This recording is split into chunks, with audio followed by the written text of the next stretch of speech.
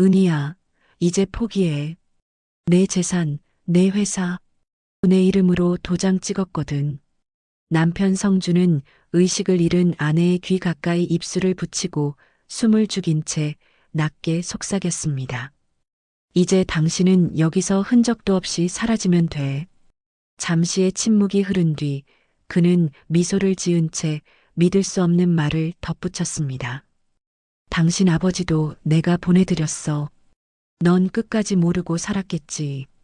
요양원 지하 햇빛 한 줄기 들지 않는 병실에 뇌사 판정을 받고 미동도 없이 누워있던 아내 은희는 남편의 그 모든 말을 단 한마디도 놓치지 않고 듣고 있었습니다. 하지만 성주는 꿈에도 몰랐을 겁니다. 아내의 굳게 감긴 눈꺼풀 아래 복수심으로 불타는 눈동자가 번쩍 뜨이고 있었다는 사실을. 기다려. 성준 씨, 내 귀에 대고 속삭인 그 고백들. 세상 사람들이 다 듣게 해줄게. 과연 이들의 운명은 어떻게 흘러가게 될까요? 지금 그 숨막히는 이야기가 시작됩니다.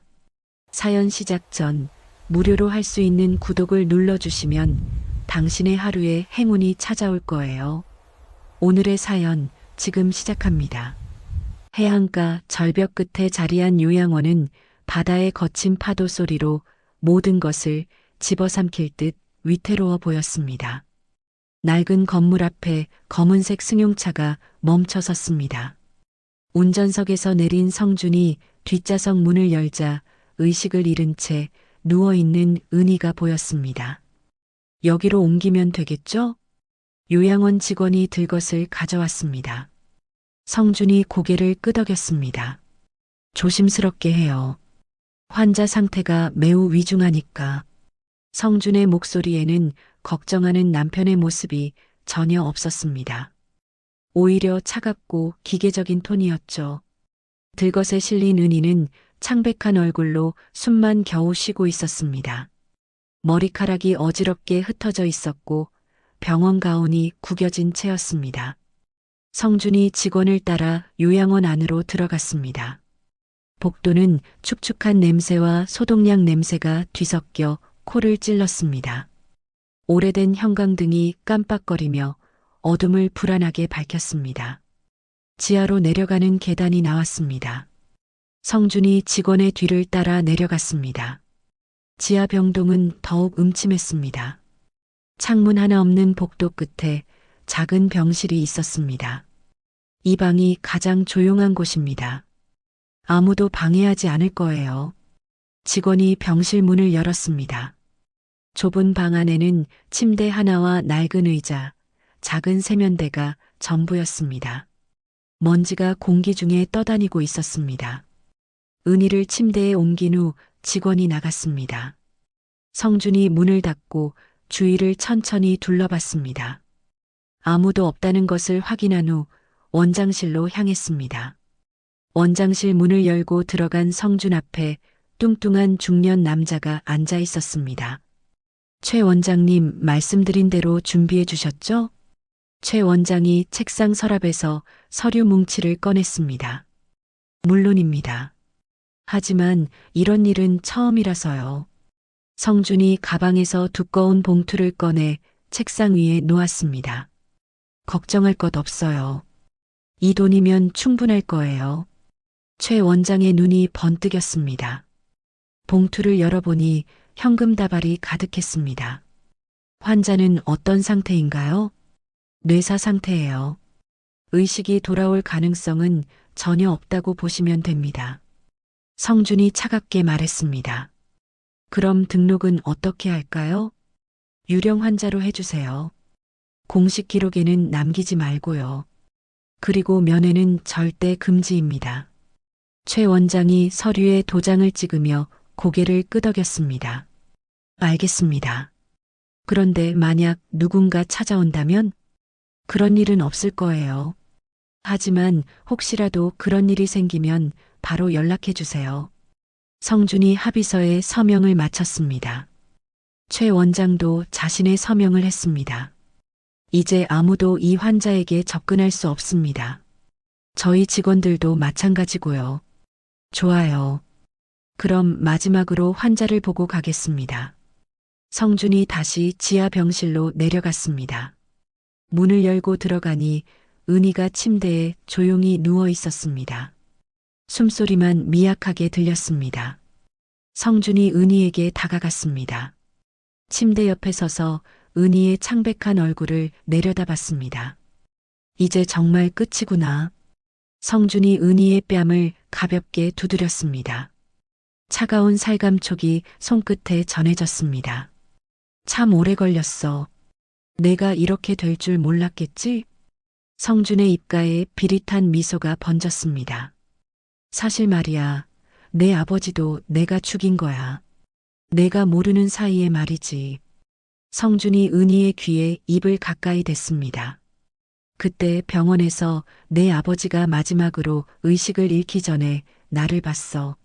내가 산소호흡기줄을 빼는 걸 말이야. 성준의 목소리가 점점 낮아졌습니다. 내 아버지 눈에서 마지막으로 본 건 나였어. 자신을 죽이는 사위의 모습을 말이야.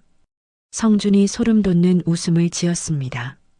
당신 재산은 이제 내 차지니까 여기서 흔적도 없이 사라져. 성준이 은희의 손을 잡았습니다. 결혼 반지가 손가락에 끼워져 있었습니다. 이것도 이제 필요 없지. 성준이 반지를 억지로 빼냈습니다. 은희의 손가락이 조금 부어 있어서 쉽게 빠지지 않았습니다. 성준이 힘을 주어 빼내자 은희의 손가락에 상처가 났습니다. 지수가 좋아하겠네. 성준이 반지를 주머니에 넣었습니다. 그리고 은희를 마지막으로 한번 보고 병실을 나갔습니다. 성준의 발걸음 소리가 멀어져 갔습니다.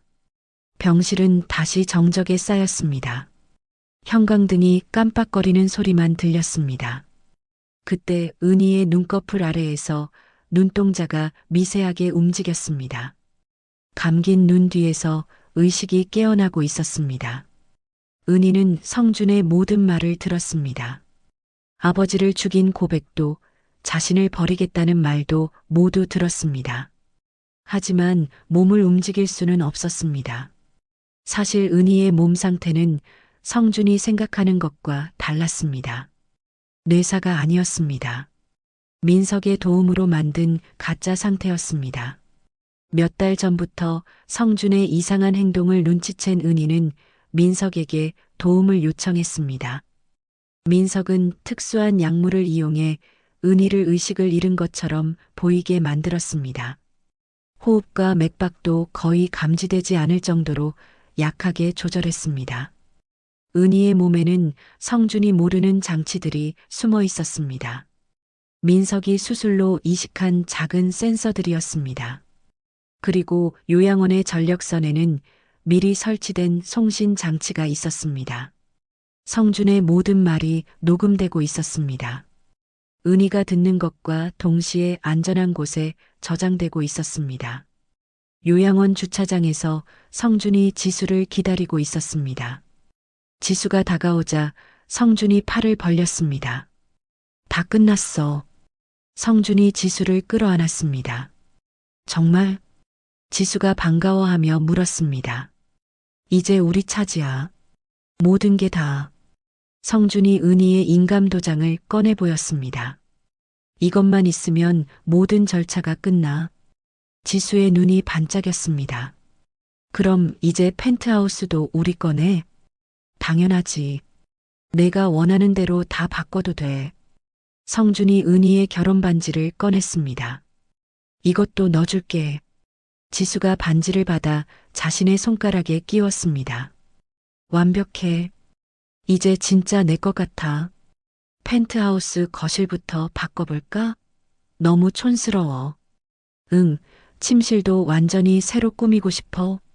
두 사람이 탐욕스러운 대화를 나누며 차에 올랐습니다.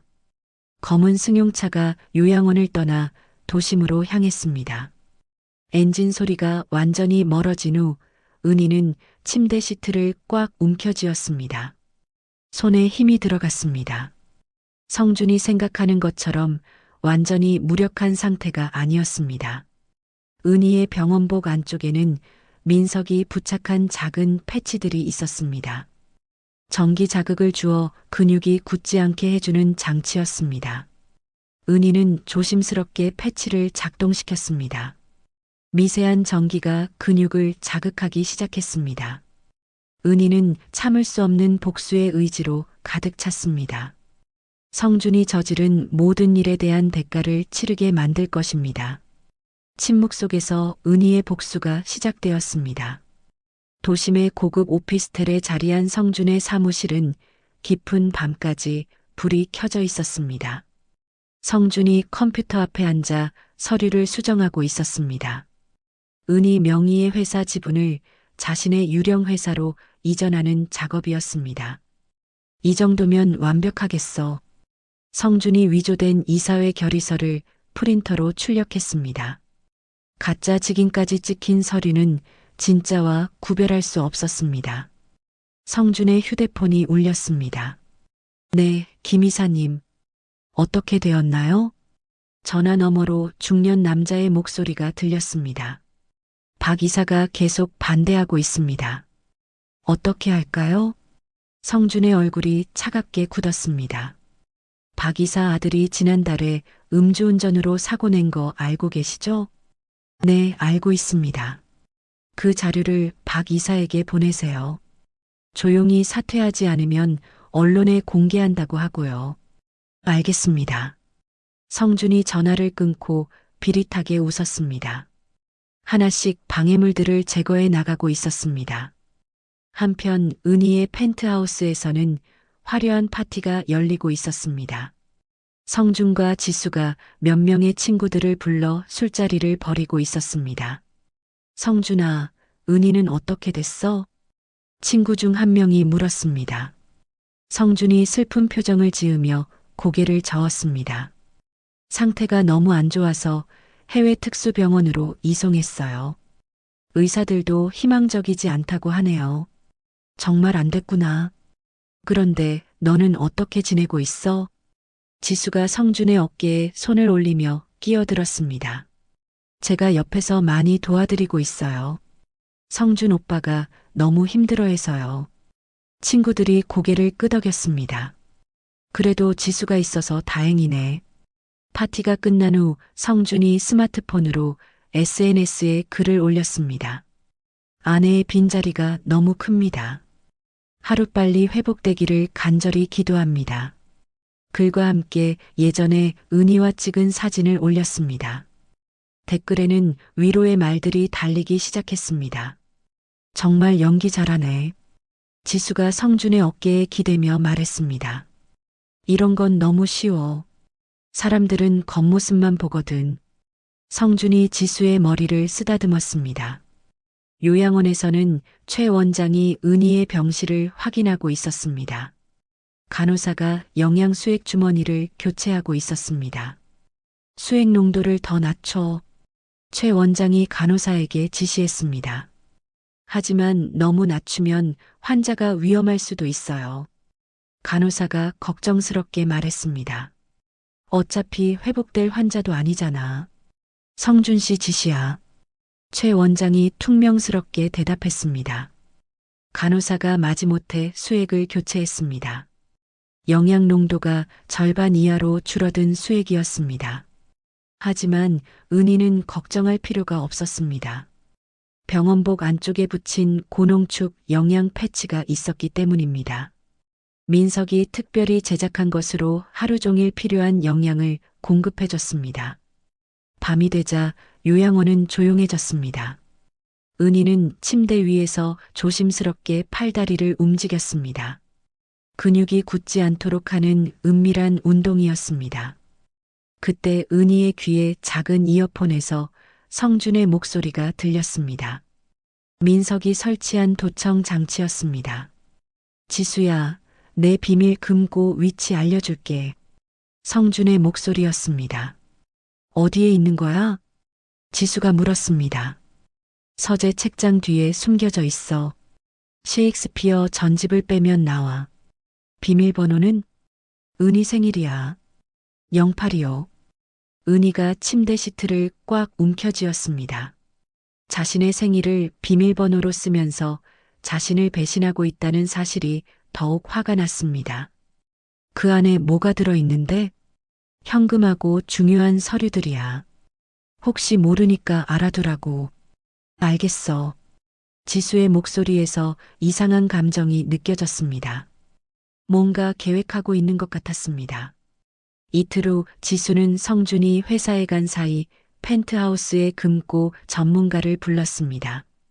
여기 금고를 열어주세요. 지수가 서재를 가리켰습니다. 비밀번호를 아시나요? 네, 알고 있어요. 지수가 082호를 입력하자 금고가 열렸습니다. 안에는 현금 다발과 여러 서류들이 들어 있었습니다. 지수가 서류들을 하나씩 꺼내 확인했습니다. 그런데 그 중에 이상한 서류가 하나 있었습니다. 유언장. 지수가 서류를 자세히 읽어봤습니다. 은희의 서명이 들어간 유언장이었습니다. 모든 재산을 유지수에게 단독 상속한다. 지수의 눈이 커졌습니다. 자신의 이름이 유일한 상속자로 적혀 있었습니다. 성준의 이름은 어디에도 없었습니다. 이게 진짜라면 지수가 서류를 가슴에 꼭 안았습니다. 모든 재산을 혼자 가질 수 있다는 생각에 흥분했습니다. 하지만 이 서류는 은희가 미리 준비한 가짜였습니다. 지수가 욕심을 부릴 것을 예상하고 심어둔 덫이었습니다. 지수는 서류를 몰래 복사해서 자신만 보관하기로 했습니다. 성준에게는 말하지 않기로 마음먹었습니다. 이건 내 기회야. 지수가 혼자 중얼거렸습니다. 그날 밤 성준이 돌아오자 지수의 태도가 조금 달라져 있었습니다. 오늘 뭐 했어? 성준이 물었습니다. 그냥 집에서 쉬었어. 지수가 자연스럽게 거짓말을 했습니다. 그래, 좀 이상하네. 평소 같으면 쇼핑 갔다고 할 텐데. 성준이 의심스러운 눈으로 지수를 봤습니다. 요즘 피곤해서 그래. 지수가 성준의 시선을 피했습니다. 두 사람 사이에 미묘한 균열이 생기기 시작했습니다. 한편 성준은 아들 태민에게 전화를 걸었습니다. 태민아, 아빠야. 아빠, 엄마는 어떻게 되셨어요? 태민의 걱정스러운 목소리가 들렸습니다. 엄마가 특수 치료를 위해 해외로 가셨어. 당분간 연락이 어려울 거야. 어느 병원이에요? 가서 뵙고 싶어요. 아직은 안 돼. 치료에 방해가 될 수 있어. 성준이 단호하게 말했습니다. 그럼 언제쯤 볼 수 있나요? 좀 더 기다려야 해. 아빠가 연락할 테니까 절대 먼저 연락하지 마. 성준이 전화를 끊었습니다. 태민을 완전히 차단해버린 것입니다. 성준은 또한 은희의 개인 자산관리사들을 하나씩 해고했습니다. 앞으로 제가 직접 관리하겠습니다. 회계사에게 통보했습니다. 하지만 부인의 동의가 필요한데요. 부인이 현재 치료 중이라 제가 대리하는 겁니다. 성준이 위임장을 내밀었습니다. 물론 위조된 서류였습니다. 은희의 사업 파트너들이 의문을 품기 시작했습니다. 은희 회장이 갑자기 연락이 안 되는데요. 중요한 계약건이 있어서 직접 만나야겠어요. 파트너들이 성준에게 연락했습니다. 아내가 현재 해외 치료 중이라 어려울 것 같습니다. 성준이 거절했습니다. 그럼 최소한 화상 통화라도 할 수 있나요? 의사가 절대 안정이 필요하다고 해서요. 성준이 매번 핑계를 댔습니다. 파트너들이 법적 확인을 요구하자 성준은 미리 매수해둔 변호사를 내세웠습니다. 모든 법적 절차는 정상적으로 진행되고 있습니다. 변호사가 거짓 서류를 제출했습니다. 요양원에서는 최 원장이 은희의 상태를 확인하며 의아해했습니다. 이상하네. 영양 공급을 줄였는데도 상태가 악화되지 않아. 간호사도 고개를 갸우뚱했습니다. 맥박이나 호흡도 안정적이에요. 뭔가 이상해. 성준 씨가 빨리 처리하라고 압박하는데 최 원장이 초조해했습니다. 그날 밤 최 원장이 은희의 병실로 들어왔습니다. 손에 주사기를 들고 있었습니다. 이제 끝을 내야겠어. 최 원장이 은희의 호흡 보조 장치에 손을 뻗었습니다.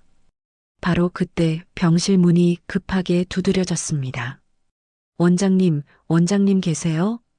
급박한 목소리가 들렸습니다. 최 원장이 깜짝 놀라 손을 멈췄습니다. 누구야? 새로운 간호사 김미주입니다. 응급 상황이 생겼어요. 문 밖에서 젊은 여자의 목소리가 들렸습니다. 최 원장이 주사기를 재빨리 숨기고 문을 열었습니다. 최 원장이 병실 문을 열자 깔끔한 간호사복을 입은 젊은 여자가 서 있었습니다. 김미주라고 합니다. 오늘부터 야간 근무를 맡게 되었어요. 미주가 정중하게 인사했습니다. 아, 그래요. 그런데 뭔 응급 상황이라는 거죠? 최 원장이 당황하며 물었습니다. 3층에서 환자가 갑자기 쓰러져서 응급처치가 필요해요. 미주가 자연스럽게 거짓말을 했습니다. 그럼 빨리 가봐야.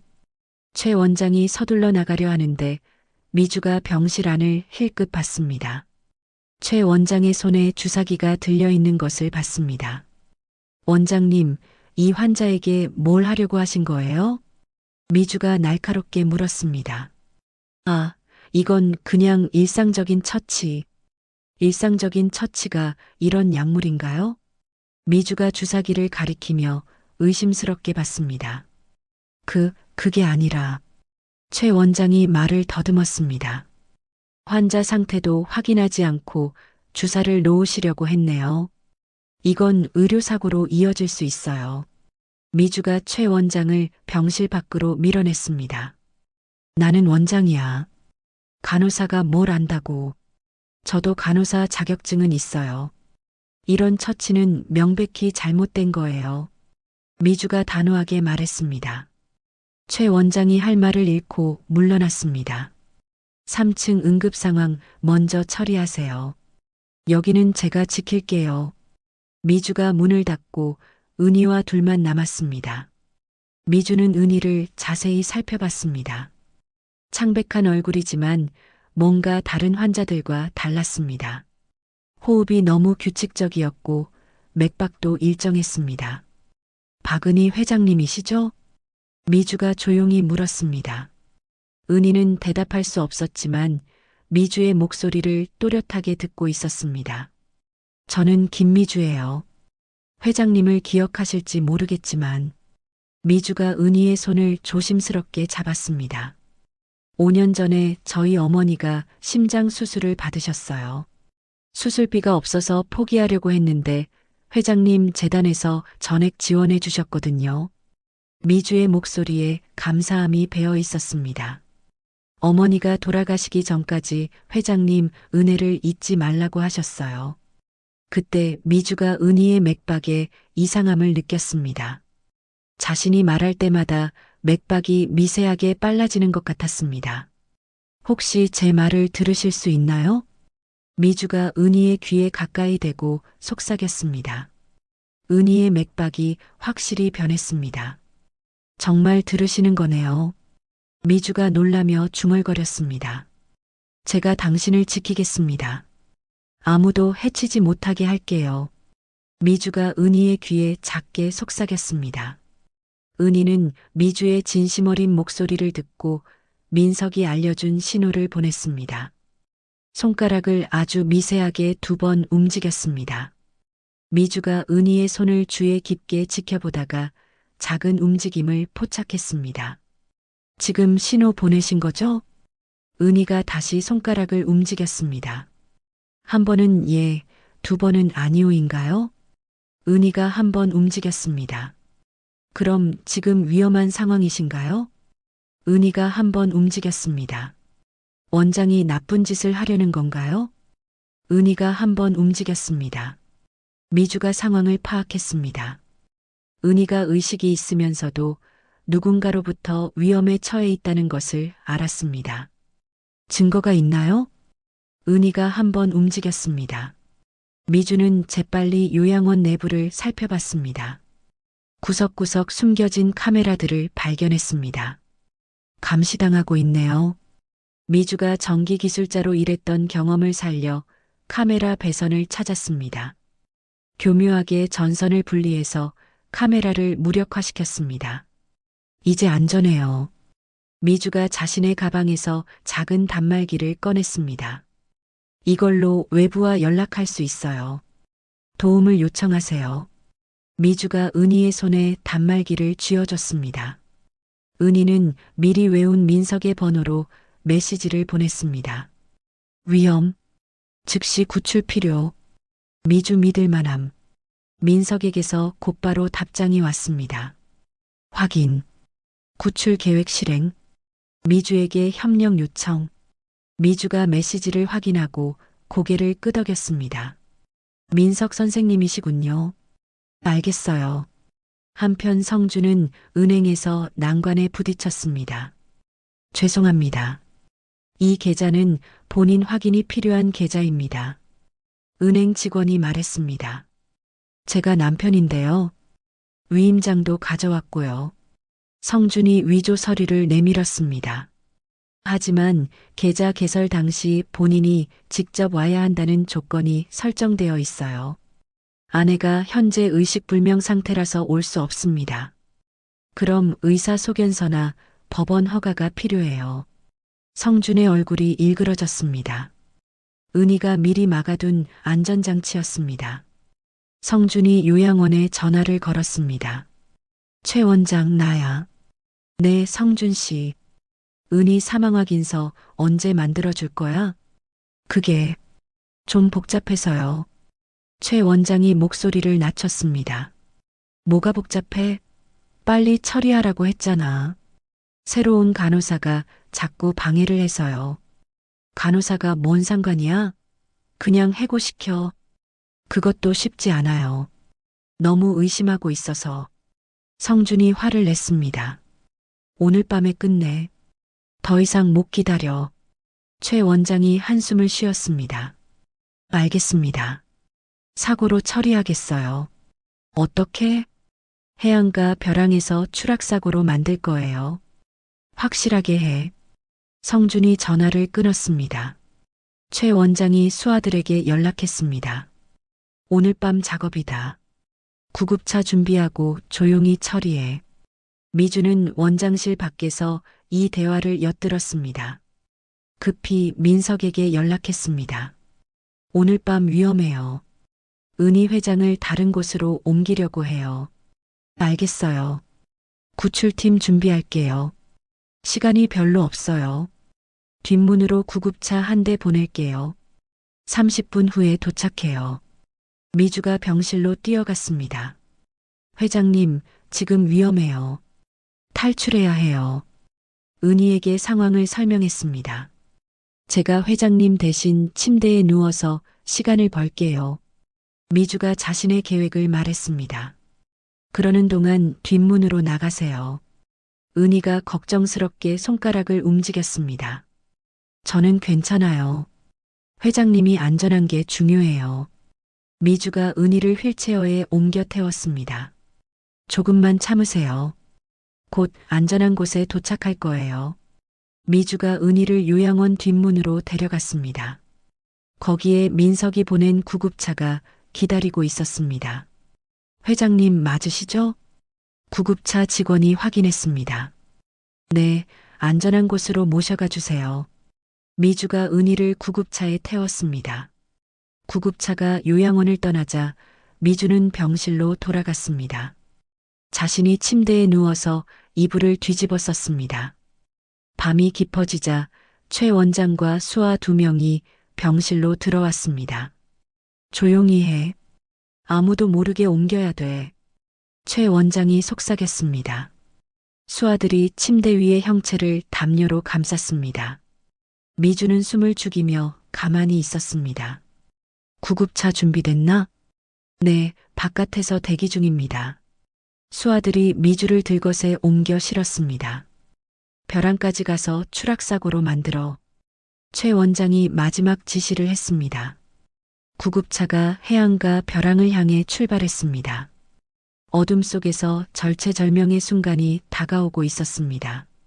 새벽녘 도심 외곽의 조용한 주택가에 자리한 안전가옥에서 은희가 눈을 떴습니다.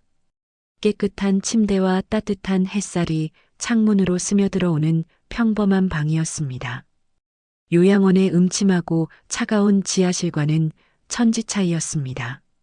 민석이 은희의 맥박을 재며 상태를 확인했습니다.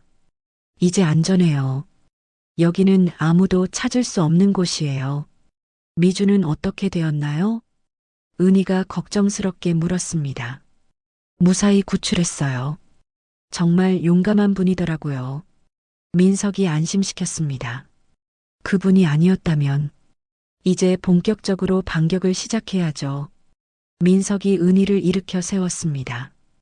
우선 몸부터 회복해야 해요. 은희의 다리는 아직 힘이 없어서 떨렸습니다. 한편 해안가 벼랑에서는 아수라장이 벌어지고 있었습니다.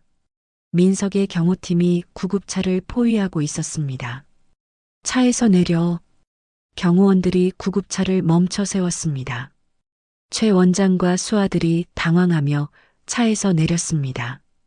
우리는 응급환자를 이송하는 중이에요. 최 원장이 거짓말을 했습니다.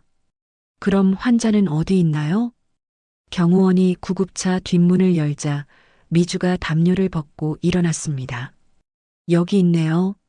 미주가 씩 웃으며 말했습니다. 최 원장의 얼굴이 새파래졌습니다. 너는 누구야? 박은희 회장님을 구하러 온 사람이에요. 경호원들이 숨겨둔 카메라로 모든 상황을 녹화했습니다. 최 원장이 환자를 해치려 했다는 확실한 증거였습니다. 경찰에 신고할게요. 환자 살해 시도죄로 말이에요. 미주가 단호하게 말했습니다. 최 원장과 수하들이 급히 달아났지만 이미 모든 증거가 확보된 상태였습니다. 안전가옥에서 은희는 컴퓨터 앞에 앉아 있었습니다.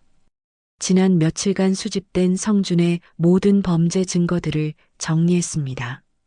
횡령 내역, 외도 증거, 아버지 살해, 고백 녹음 파일까지 모든 것이 있었습니다. 이 정도면 충분할 거예요. 은희가 모든 파일을 검찰청 특별수사팀에 익명으로 전송했습니다. 수사가 시작되면 성주는 끝이에요. 민석이 고개를 끄덕였습니다. 성주는 요양원에서 전화를 받고 환호했습니다. 정말로?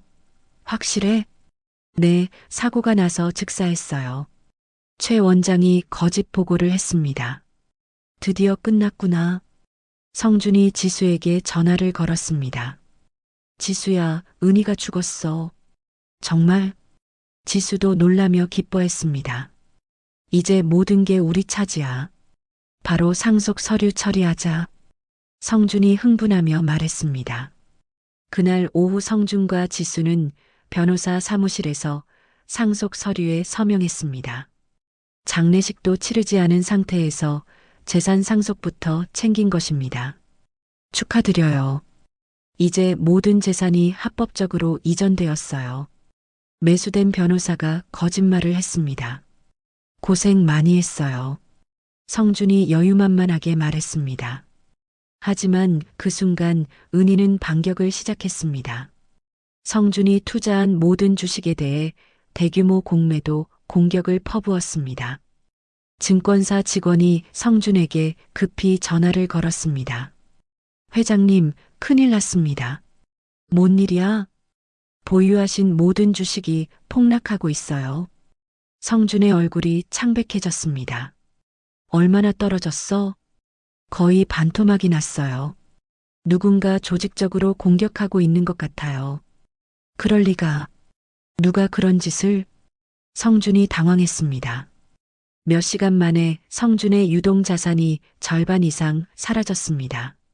한편 해외에 있던 태민에게 은희의 메시지가 도착했습니다. 동영상 파일이었습니다. 태민아, 엄마야. 화면 속 은희가 말했습니다. 엄마. 태민이 깜짝 놀랐습니다. 분명 아버지는 엄마가 의식불명이라고 했는데 멀쩡히 말하고 있었습니다. 아빠가 너에게 거짓말을 했구나. 엄마는 살아있어. 그럼 왜 연락이 안 됐어요? 아빠가 엄마를 죽이려고 했거든. 그리고 할아버지도 아빠가 죽였어. 화면에 성준이 은희에게 고백하는 녹음 파일이 재생됐습니다. 태민의 눈에서 눈물이 흘렀습니다. 이런 일이, 이제 엄마를 도와줘야 해. 아빠를 막을 수 있는 사람은 너뿐이야. 태민이 즉시 비행기표를 예약했습니다. 이틀 후 태민이 한국에 도착했습니다. 공항에서 곧바로 성준의 회사로 향했습니다. 아들아, 갑자기 왜 왔어? 성준이 놀라며 물었습니다. 엄마 소식을 듣고 싶어서요. 아직 연락이 안 와서. 태민은 거짓말하는 아버지를 보며 분노가 치밀었습니다. 하지만 표정을 감추고 자연스럽게 행동했습니다. 회사 일을 도와드릴게요. 그래, 고맙다. 성준이 태민을 비서실에 앉혔습니다. 태민은 아버지가 자리를 비운 사이 컴퓨터를 뒤졌습니다. 해외 비자금 계좌 정보를 찾아냈습니다. 스위스 은행 계좌번호와 비밀번호 확보. 태민이 은희에게 문자를 보냈습니다. 안전가옥에서 은희는 민석과 함께 재활 치료를 받고 있었습니다. 조금 더 힘내세요. 민석이 은희를 부축하며 걷기 연습을 도왔습니다. 은희의 다리는 여전히 떨렸지만 조금씩 힘이 돌아오고 있었습니다. 매일 조금씩 나아지고 있어요. 포기하지 마세요. 곧 혼자 걸을 수 있을 거예요. 민석이 격려했습니다. 은희는 매일 밤 고통스러운 재활 과정을 견뎠습니다. 근육을 다시 살리고 감각을 되찾는 일은 쉽지 않았습니다. 그러던 어느 날 은희가 마침내 보조 없이 걸었습니다. 해냈어요. 민석이 기뻐했습니다. 이제 준비됐네요. 은희가 결의에 찬 표정으로 말했습니다. 성준의 회장 취임식이 내일이죠? 네, 호화로운 연회를 준비했다고 하더라고요. 그럼 깜짝 선물을 준비해야겠네요. 은희가 차가운 미소를 지었습니다. 그날 밤 은희는 검은색 정장을 입었습니다. 화려한 다이아몬드 목걸이와 귀걸이로 치장했습니다. 마치 여왕이 전쟁터에 나가는 것 같은 모습이었습니다. 정말 아름다우세요. 미주가 감탄했습니다. 복수는 차갑게 해야 해요. 은희가 거울 속 자신의 모습을 확인했습니다. 한편 성준은 호텔 연회장에서 취임식을 준비하고 있었습니다. 모든 준비가 끝났습니다. 직원이 보고했습니다. 좋아. 드디어 내가 주인이 되는 날이야. 성준이 만족스럽게 웃었습니다. 지수도 화려한 드레스를 입고 성준 옆에 서 있었습니다. 이제 정말 우리 시대네. 그래, 아무도 우리를 막을 수 없어. 성준이 자신만만하게 말했습니다. 연회장 입구에서 은희가 도착했습니다. 거울에 비친 자신의 당당한 모습을 마지막으로 확인했습니다. 이제 내가 죽을 차례야. 은희가 차갑게 중얼거리며 연회장으로 향했습니다. 운명의 순간이 다가오고 있었습니다. 호화로운 호텔 연회장에는 수백 명의 하객들과 기자들이 모여 있었습니다. 성준의 회장 취임식을 취재하러 온 언론들로 가득했습니다. 오늘은 정말 뜻깊은 날입니다. 사회자가 마이크를 잡고 행사를 진행했습니다. 새로운 회장님의 취임사를 들어보겠습니다. 성준이 단상에 올라 마이크를 잡았습니다. 지수가 무대 아래에서 환한 미소로 박수를 쳤습니다. 여러분, 오늘 이 자리에서 성준이 말을 시작하려는 순간 연회장 대형 스크린이 켜졌습니다. 저건 뭐지? 하객들이 웅성거렸습니다. 스크린에 요양원 병실이 나타났습니다. 성준이 의식을 잃은 은희의 뺨을 때리고 있는 영상이었습니다. 내 아버지도 내가 죽인 거야. 스크린에서 성준의 목소리가 또렷하게 들렸습니다. 당신 재산은 이제 내 차지니까 여기서 흔적도 없이 사라져. 연회장이 순식간에 아수라장이 됐습니다. 저게 뭔 소리야? 회장이 아내를 죽이려고 했다는 거야? 하객들이 충격에 빠져 술렁였습니다. 성준의 얼굴이 새파래졌습니다. 저건 조작된 거예요. 성준이 당황하며 소리쳤습니다. 바로 그때 무대 뒤편에서 한 여자가 걸어 나왔습니다. 검은 정장에 화려한 보석을 걸친 은희였습니다. 조작이라고요? 은희가 차가운 목소리로 말했습니다. 으악! 성준이 죽은 줄 알았던 아내를 보고 비명을 지르며 바닥에 주저앉았습니다. 연회장이 더욱 소란스러워졌습니다. 저분이 죽었다던 부인 아닌가? 어떻게 살아계신 거지? 기자들이 카메라를 들이댔습니다. 은희가 당당하게 단상으로 올라갔습니다. 성준은 바닥에 앉은 채 떨고 있었습니다. 당신이 내게 한 일들을 모든 사람 앞에서 말해볼까? 은희가 성준을 내려다봤습니다. 은희야. 이건 오해야. 성준이 더듬거렸습니다. 오해라고요? 은희가 성준의 뺨을 강하게 때렸습니다. 탁! 연회장의 따기 소리가 울렸습니다. 이건 당신이 내게 한 일에 대한 보답이에요. 은희가 수년간 쌓인 분노를 담아 말했습니다. 그리고 당신이 가로챈 내 재산은 이미 모두 법적으로 회수했어요. 그럴 리가 없어. 상속 절차를 다 밟았다고. 성준이 항변했습니다. 가짜 서류로요? 위조 문서는 법적 효력이 없어요. 은희가 냉정하게 말했습니다. 성준이 은희에게 달려들려고 일어났습니다. 인연이 감히. 아버지, 그만하세요. 무대로 태민이 뛰어 올라왔습니다. 손에는 서류 뭉치와 작은 상자를 들고 있었습니다. 태민아. 성준이 깜짝 놀랐습니다. 이게 아버지 비밀 금고에서 나온 거예요. 태민이 상자를 열어 독성 약물들을 보여줬습니다.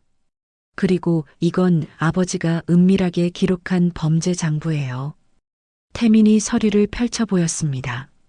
너는 왜 아버지를 배신하는 거야? 성준이 분노했습니다. 할아버지를 죽인 사람을 아버지라고 부를 수 없어요. 태민이 단호하게 말했습니다. 지수는 상황이 불리해지자 몰래 빠져나가려 했습니다. 성준 오빠가 시킨 일이에요. 저는 몰랐어요. 지수가 사람들을 밀치며 도망치려 했습니다. 유지수 씨, 잠깐만요. 연회장 입구에서 수사관들이 나타났습니다. 횡령과 공모 혐의로 체포하겠습니다. 아니에요. 저는 피해자라고요. 지수가 소리쳤지만 수갑이 채워졌습니다. 성준이 바닥에 엎드려 은희의 구두를 붙잡았습니다. 은희야, 제발. 용서해줘. 지금 와서 용서를 구해요? 은희가 차가운 눈빛으로 성준을 내려다봤습니다. 당신이 내 아버지에게 한 일은 용서받을 수 없어요. 수사관들이 성준에게도 수갑을 채웠습니다. 최성준 씨, 살인교사와 횡령 혐의로 긴급 체포합니다. 성준이 끌려가면서 은희를 바라봤지만 은희는 돌아보지도 않았습니다. 연회장이 정리된 후 은희가 마이크를 잡았습니다. 죄송합니다. 이런 불미스러운 일로 여러분께 피해를 끼쳤어요. 기자들이 질문을 쏟아냈습니다. 회장님, 어떻게 살아계신 건가요? 남편의 살해 시도를 피해 숨어 있었습니다. 앞으로 회사 경영은 어떻게 하실 건가요? 정정당당하게 해나가겠습니다.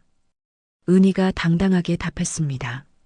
다음 날 은희는 긴급 이사회를 소집했습니다. 성준에게 협력했던 임원들은 모두 해임하겠습니다. 이사들이 긴장한 표정으로 앉아 있었습니다. 그리고 새로운 사회공헌팀장을 임명합니다. 은희가 미주를 가리켰습니다. 김미주 씨가 맡게 됩니다. 잘 부탁드립니다. 미주가 정중하게 인사했습니다. 앞으로 우리 회사는 투명하고 윤리적으로 운영될 겁니다. 은희가 강력하게 말했습니다. 이사회가 끝난 후 민석이 은희를 진료했습니다. 완전히 건강을 회복하셨네요. 민석이 진단서를 작성했습니다. 이제 정말 자유예요. 은희가 깊게 숨을 쉬었습니다. 오랜 악몽이 끝났어요. 정말 대단하셨어요. 민석이 은희를 격려했습니다. 은희는 펜트하우스로 돌아갔습니다. 성준과 지수가 어지럽혀 놓은 모든 흔적을 지웠습니다. 가구도 새로 바꾸고 인테리어도 완전히 다시 했습니다. 이제 내 집 같아요. 은희가 만족스러워했습니다. 태민이 저녁을 가지고 왔습니다. 엄마, 같이 드실래요? 그래, 오랜만에 가족끼리 식사하자. 은희와 태민이 마주 앉아 조용히 식사를 했습니다. 엄마, 미안해요. 아버지 편을 들었던 것 때문에. 괜찮아. 내가 진실을 알았으니까 됐어. 앞으로 엄마만 믿고 따를게요. 고마워, 태민아. 두 사람이 따뜻하게 미소 지었습니다. 모든 것이 해결된 평온한 밤이었습니다. 은희가 침대에 누워 잠들려는 순간 휴대폰에 메시지가 왔습니다. 당신이 뺏은 건 성준의 전 재산이 아니야. 곧 찾아가겠다. 발신자는 알 수 없는 번호였습니다. 은희의 얼굴이 굳어졌습니다. 아직 끝나지 않은 것 같았습니다. 은희가 아침 일찍 회사에 도착했습니다. 어젯밤 받은 협박 메시지가 계속 신경 쓰였습니다. 비서가 급하게 달려왔습니다. 회장님, 큰일 났어요. 무슨 일인가요? 회사 서버가 해킹당했어요. 핵심 기술 자료들이 유출 위험에 처했습니다. 은희의 얼굴이 굳어졌습니다. 누구 짓인지 알아봤나요? 아직 확실하지 않지만 조직적인 공격으로 보입니다. 은희가 보안팀을 긴급 소집했습니다. 상황이 어떻게 되나요? 외부에서 고도의 기술로 침입했어요. 단순한 해킹이 아닙니다. 보안팀장이 심각하게 보고했습니다. 범인을 찾을 수 있나요? 추적하고 있지만 시간이 걸릴 것 같아요. 은희는 어젯밤 메시지와 이 사건이 연관되어 있다고 확신했습니다. 한편 구치소에 수감된 성준이 면회실에서 누군가와 만나고 있었습니다. 상대방은 선글라스를 쓴 중년 남자였습니다. 독사 형님, 와주셔서 고마워요. 성준이 고개를 숙였습니다. 내가 빌린 돈이 얼마인지 기억하나? 독사가 차가운 목소리로 물었습니다. 50억 정도였죠? 이자까지 합치면 100억이 넘어. 그런데 은희가 모든 자산을 가져가 버렸어요. 성준이 절망적으로 말했습니다. 그럼 내 아내한테서 받아야지. 독사가 비릿하게 웃었습니다. 은희를 어떻게 굴복시킬 수 있을까요? 간단해. 약점을 잡으면 돼. 독사가 성준에게 속삭였습니다. 그날 오후 태민이 회사에서 나와 주차장으로 향했습니다. 갑자기 검은 승합차가 나타나 태민을 가로막았습니다. 누구세요? 태민이 당황했습니다. 건장한 남자들이 차에서 내렸습니다. 조용히 따라와. 왜요? 저 뭘 잘못했는데. 남자들이 태민을 강제로 차에 태웠습니다. 승합차가 빠르게 사라졌습니다. 1시간 후 은희에게 전화가 왔습니다. 따님의 목소리 들어보시겠어요? 누구세요? 은희가 긴장했습니다. 엄마. 태민의 목소리가 들렸습니다. 태민아, 너 지금 어디 있어? 엄마, 저 괜찮아요. 하지만 전화가 다른 사람에게 넘어갔습니다. 박은희 씨죠? 독사라고 합니다. 내 아들을 어디로 데려간 거예요? 안전한 곳에 있으니 걱정 마세요. 독사가 여유롭게 말했습니다. 뭘 원해요? 간단해요. 회사 경영권 포기 서류에 서명하세요.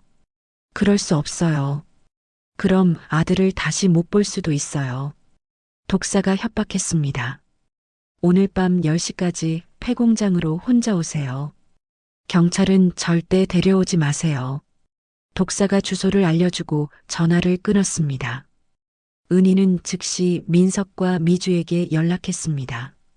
태민이 납치당했어요. 경찰에 신고해야 해요. 미주가 놀라며 말했습니다. 아니에요. 경찰이 오면 태민이 위험해져요. 은희가 고민에 빠졌습니다. 우리끼리 해결해야 해요. 어떻게요? 민석이 물었습니다. 미주는 독사 조직 위치를 추적해 주세요. 알겠어요. 민석은 의료진을 준비해 주세요. 태민이 다쳤을 수도 있어요. 네, 바로 준비할게요. 은희는 이중 작전을 계획했습니다. 구치소에서 성준이 독사로부터 소식을 들었습니다. 은희가 항복할 거야? 성준이 기대에 차 물었습니다. 당연하지. 자식 목숨이 걸려 있는데. 하하, 드디어 내가 이기는구나. 성준이 광기 어린 웃음을 터뜨렸습니다. 내가 다시 회장 자리에 앉는 거야. 교도관이 성준을 제지했습니다. 조용히 해. 하지만 성준은 계속 웃고 있었습니다. 그날 밤 은희가 폐공장에 도착했습니다. 어둡고 으스스한 건물이었습니다. 건물 안으로 들어가자 여러 사람이 기다리고 있었습니다. 독사뿐만 아니라 낯선 얼굴들이 많았습니다. 당신이 성준의 아내군요. 한 중년 여자가 은희를 노려봤습니다. 성준 때문에 우리 가족이 파산했어요. 우리 아버지를 죽인 게 성준이에요. 여러 사람이 은희에게 분노를 쏟아냈습니다. 잠깐, 저도 성준의 피해자예요. 은희가 손을 들어 만류했습니다. 거짓말 말아요. 남편과 한 통 속 아니에요? 이걸 보세요. 은희가 스마트폰으로 성준의 범죄 증거 영상을 보여줬습니다. 저도 남편에게 당했어요. 죽을 뻔했고요. 사람들이 영상을 보고 놀랐습니다. 정말이네. 이 여자도 피해자구나. 분위기가 바뀌기 시작했습니다. 우리가 잘못 생각했나 봐요. 독사가 우리를 이용한 거야. 사람들이 독사를 의심하기 시작했습니다. 독사가 상황이 불리해지자 화를 냈습니다. 다 입 닥쳐.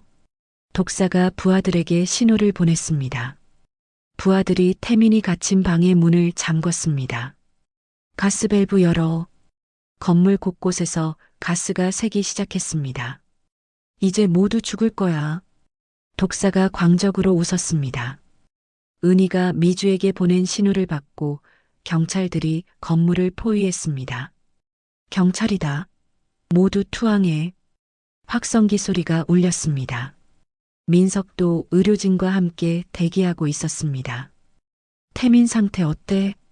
민석이 무전기로 확인했습니다. 호흡이 약해지고 있어요. 빨리 구출해야 해요. 건물 내부는 점점 위험해졌습니다. 가스 냄새가 점점 심해졌습니다. 엄마, 태민의 목소리가 들렸습니다. 은희가 잠긴 방 쪽으로 뛰어갔습니다. 태민아, 은희가 문을 두드렸습니다. 독사가 은희를 막으려 했지만 성준의 피해자들이 독사를 가로막았습니다. 비켜! 독사가 소리쳤지만 사람들이 협력해서 독사를 제압했습니다. 은희가 위험을 무릅쓰고 문을 부수고 방 안으로 들어갔습니다. 태민아! 태민이 바닥에 쓰러져 있었습니다. 은희가 태민을 끌어안았습니다. 괜찮아, 엄마가 왔어. 가스가 점점 새면서 두 사람 모두 위험한 상황이었습니다. 경찰 특공대가 폐공장을 급습했습니다. 들어간다. 대원들이 건물 안으로 쏟아져 들어갔습니다. 독사와 부하들이 저항했지만 순식간에 제압당했습니다. 손들어.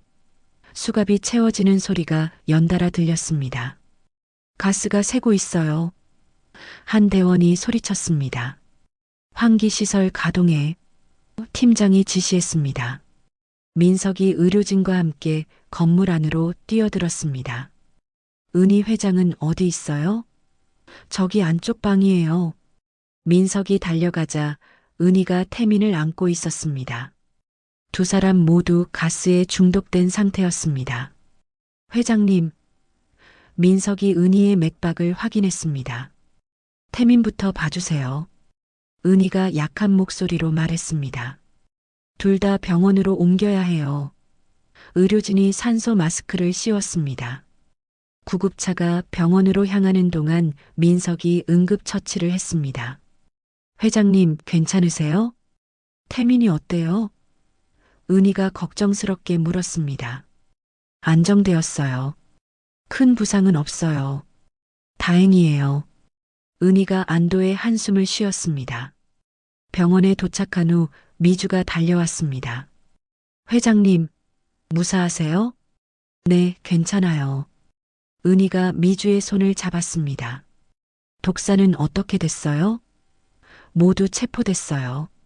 성준과 연결된 모든 증거도 확보했고요. 경찰서에서 독사가 조사를 받고 있었습니다. 성준과 어떤 관계죠? 그놈이 우리 돈을 빌려갔어요. 독사가 모든 걸 털어놨습니다. 은희를 납치한 것도 성준 짓이었나요? 그래요. 감옥에서 메시지를 보냈어요. 수사관이 녹취록을 확인했습니다. 성준과 독사의 모든 대화가 기록되어 있었습니다. 이걸로 성준에게 가중처벌이 가능하겠네요. 한편 구치소에서 성준은 독사 체포 소식을 들었습니다. 뭐라고? 독사가 잡혔다고? 교도관이 고개를 끄덕였습니다. 추가 기소도 들어올 예정이에요. 성준의 얼굴이 절망으로 일그러졌습니다. 이럴 수가. 내가 다 잃는 거야? 이제 변명할 여지도 없겠군요. 성준이 감방 바닥에 주저앉았습니다. 병원에서 은희가 회복하고 있었습니다. 태민이 침대 옆에 앉아 있었습니다. 엄마, 정말 미안해요. 왜 미안해하니? 제가 조심했으면 이런 일이. 내 잘못이 아니야. 은희가 태민의 손을 잡았습니다.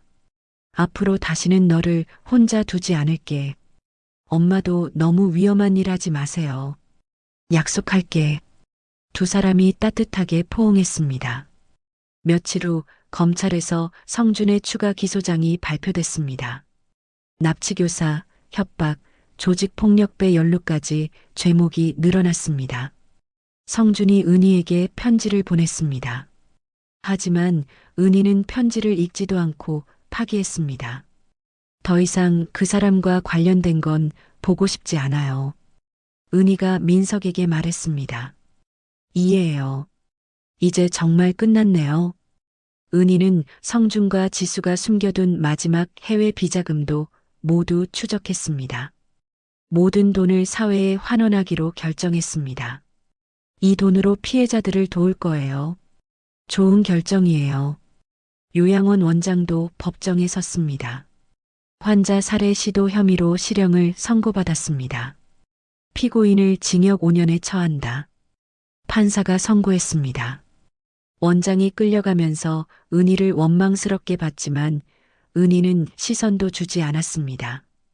태민이 회사 일에 본격적으로 참여하기 시작했습니다. 엄마, 저도 회사 일을 배우고 싶어요. 그래, 함께 해보자. 은희가 기뻐했습니다. 정말 투명하고 깨끗한 회사로 만들어요.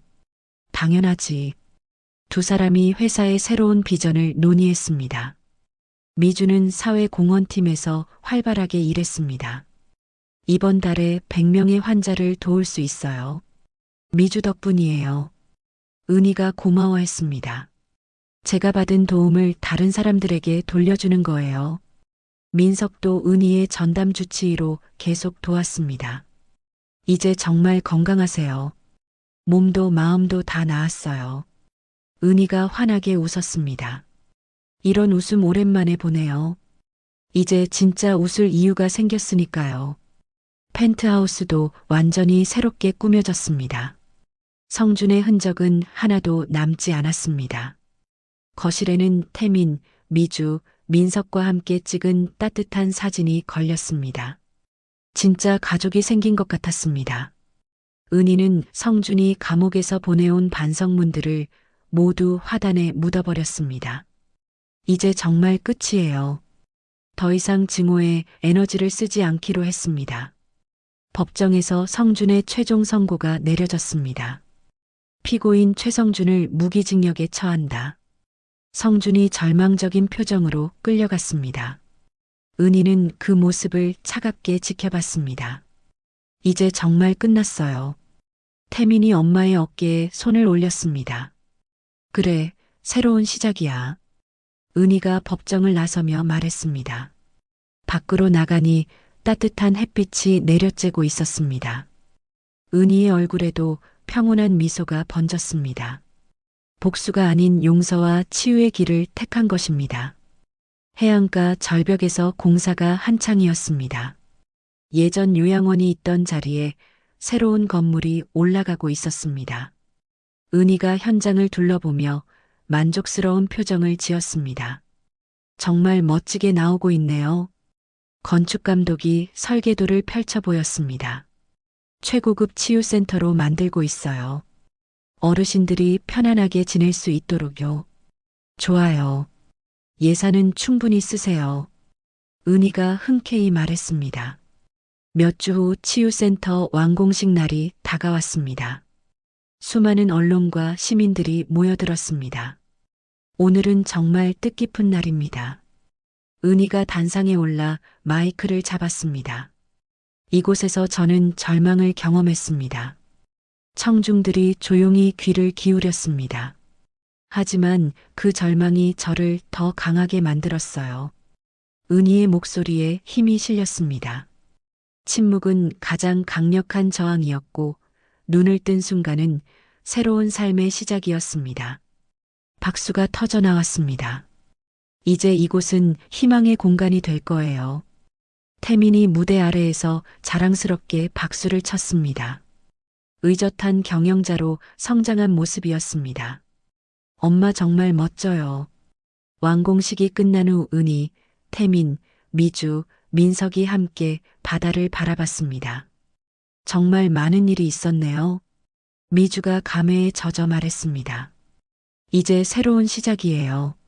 민석이 희망찬 목소리로 말했습니다. 우리 모두 함께 이겨냈어요. 은희가 세 사람을 바라보며 미소 지었습니다. 앞으로도 계속 함께해요. 네 사람이 서로의 어깨를 감싸며 따뜻하게 포옹했습니다.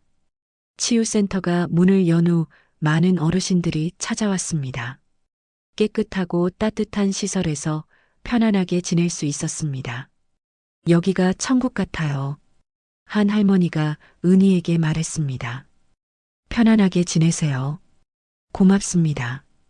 회장님 덕분에 새 삶을 얻었어요. 은희는 할머니의 손을 잡고 따뜻하게 웃었습니다. 절벽 끝에는 아름다운 산책로가 만들어졌습니다.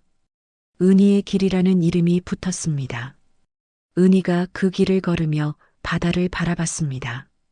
파도 소리가 평온하게 들렸습니다. 이제 정말 자유예요. 혼자 중얼거리며 깊게 숨을 쉬었습니다. 회사도 크게 성장했습니다. 윤리 경영으로 세계적인 인정을 받았습니다. 올해의 최우수 기업상을 수상하게 되었습니다. 직원이 기쁜 소식을 전했습니다. 모두 함께 이룬 성과예요.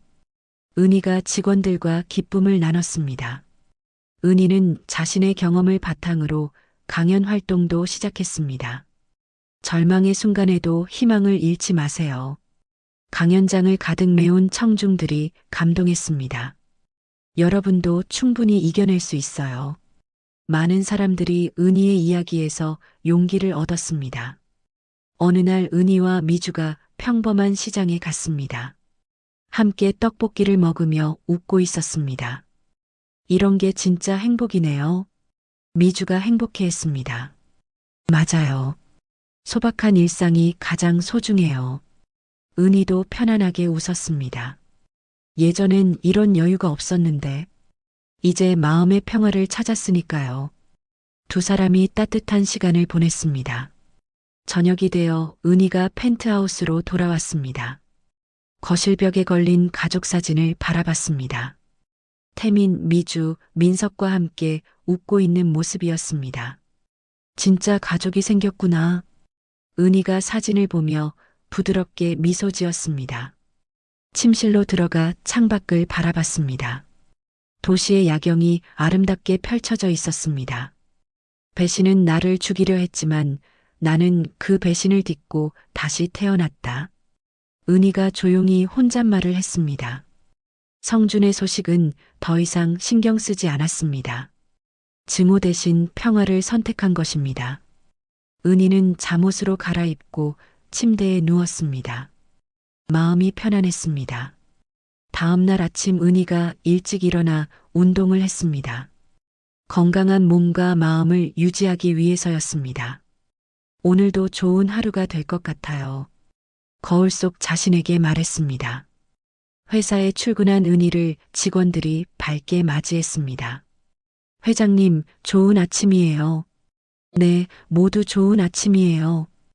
은희도 환하게 웃으며 인사했습니다. 오후에 태민이 사무실로 찾아왔습니다. 엄마, 새로운 사업 제안이 있어요. 어떤 건데? 어르신들을 위한 디지털 교육 프로그램이에요. 좋은 아이디어네. 해보자. 모자가 함께 새로운 계획을 세웠습니다. 저녁 무렵 은희가 치유센터를 방문했습니다.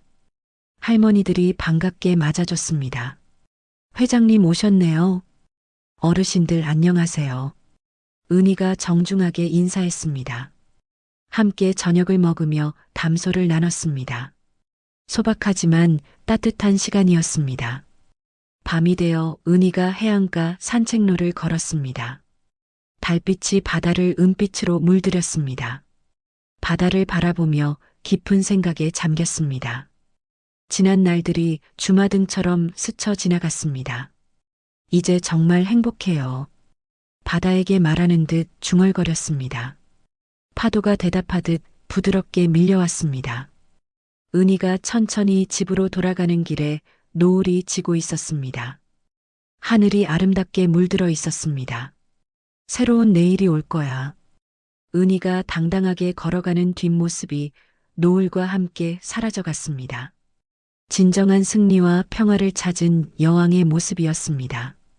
박은희의 이야기는 절망에서 희망으로, 배신에서 용서로, 고통에서 치유로 이어지는 인생의 여정이었습니다.